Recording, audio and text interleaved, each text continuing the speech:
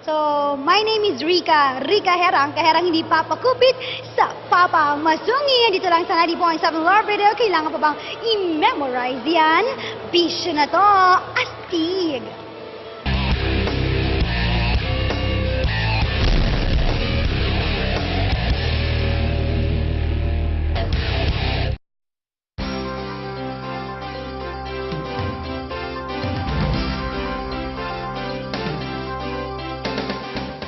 The 2010 Top Entertainment Awards is for the 2010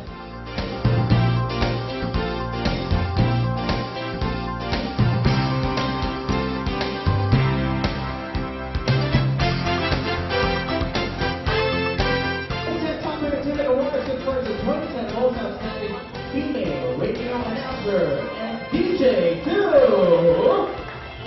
Miss Cheryl Adami.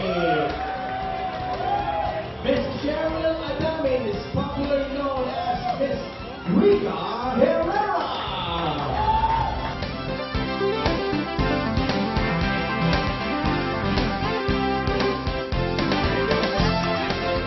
Actually, sobrang saya ko kasi this is the first time that I receive an award.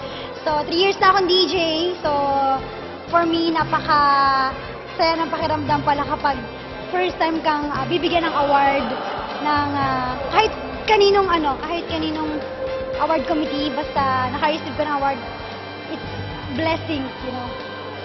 I would like to say thank you to Top Brand Awards and Top Entertainment Awards for giving me the prestigious award. And I would like to say sana mas marami pang silang award na mabigay to those qualified individuals who are very competitive in their field.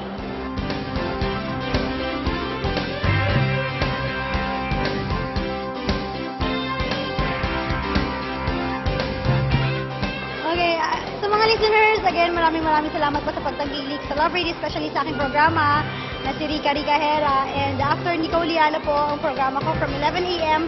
till 1 p.m.